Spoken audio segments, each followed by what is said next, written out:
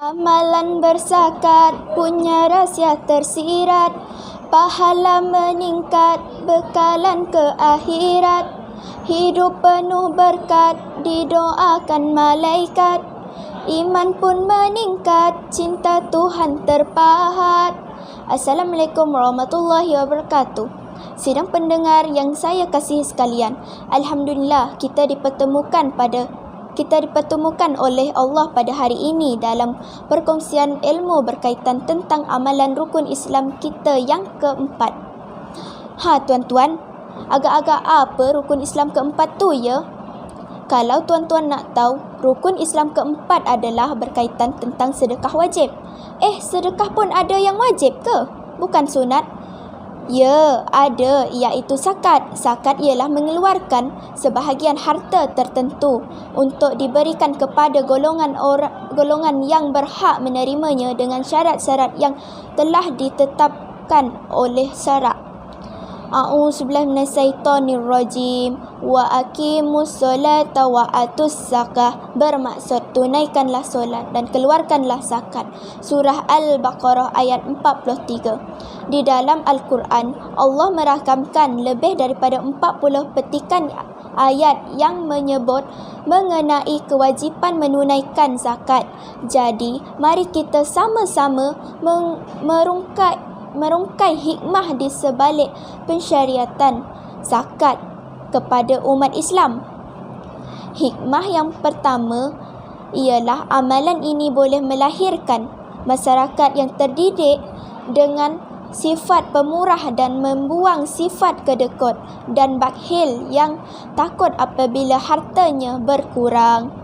Sabda Rasulullah sallallahu alaihi wasallam, yakni zakat itu tidak mengurangi harta. Riwayat Muslim. Di sini nak dikatakan bahawa berzakat itu sebenarnya menjadi harta kita lebih berkembang. Diibaratkan seperti sebatang pokok, sekiranya kita rajin mencantas rantingnya, maka tentulah ianya akan menjadi semakin subur.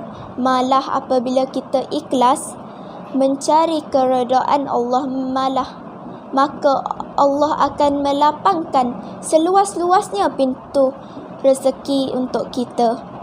Hikmah yang kedua pula ialah zakat boleh menguatkan silaturahim dan kasih sayang antara pengeluaran zakat dengan si penerima, kerana umat Islam itu bersaudara. Seperti firman Allah di dalam surah Al-Hujrah ayat 10. A'udzubillahi minasyaitonirrajim. Innamal mu'minuna ikhwah, bermaksud sesungguhnya orang-orang mukmin itu bersaudara, yakni dengan mengeluarkan zakat kita dapat membantu saudara kita dalam kesusahan yang memerlukan bantuan dan sokongan sesama Muslim yang lain. Seperti pepatah Melayu, cubit pehekanan, pekiri merasakannya.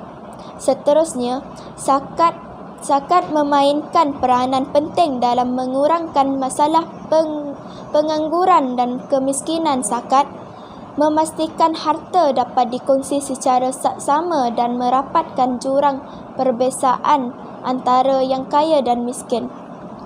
Jika sistem zakat berjalan mengikut haknya, ia dapat membuka peluang mereka membuka lembaran hidup baru dan menaik taraf ekonomi keluarga mereka.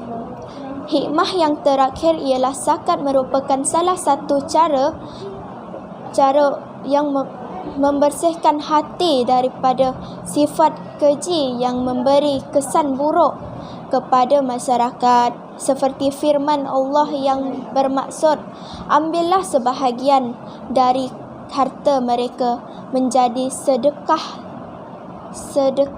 zakat, supaya dengan engkau membersihkan mereka dari dosa dan menyucikan mereka dari akhlak yang buruk.